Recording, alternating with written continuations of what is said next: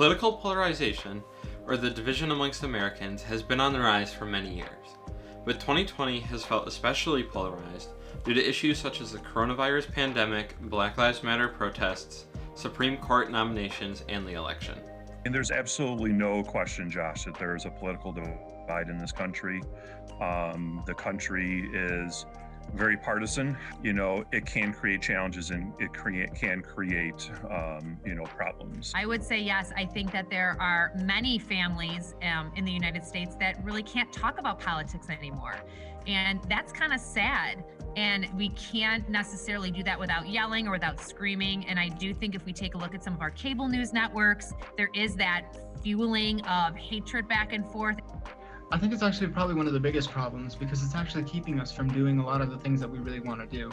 We can't actually push and make progress on any of this. And I think that that's probably due to the divisiveness that we see today. Political polarization is not new to our society, but it has gotten worse. This graph shows how the political divide based by party has grown over the last 20 years. And I think what's fueled that in addition is social media and how anyone can post anything they want on Twitter, on Instagram, on Facebook, true or not true. I see this a lot where it's like, okay, if you are Republican or if you're, a liberal, unfollow me right now. I think those are really toxic, I guess, and they're not helping at all. And you'll never understand or learn it. Even if your objective is to change someone's mind, that's not going to help. You need to try and understand what they're thinking and what their beliefs are. I think it's this dogmatic ideology from both parties that the other is diametrically opposed and that you would never want a Republican government or a Democratic government. I think that this is actually one of the biggest things that has kept us from actually making any change or actually uniting as Americans, right? If you're one of those people that's gonna stay in your bubble other than leaving a hate comment, you're not gonna fix a problem. But if you're gonna be someone that's like, I don't understand why you believe this, can you help me understand?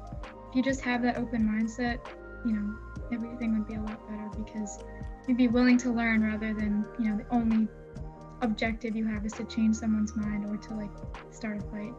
I think that is something that we all really do need to work on, is that when you're having a discussion, your goal should be to discuss and learn from the other side and not really to win an argument.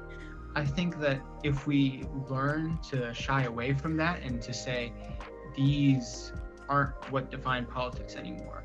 The things that define politics now are the issues that we care about and the people who we're voting for. And I'm hoping it's going to be kind of a new generation of voters that are just going to say, hey, we're sick and tired of this, and we want to have a system that is civil, and we want to have a system that is just, being polite to the other side and making sure that we listen.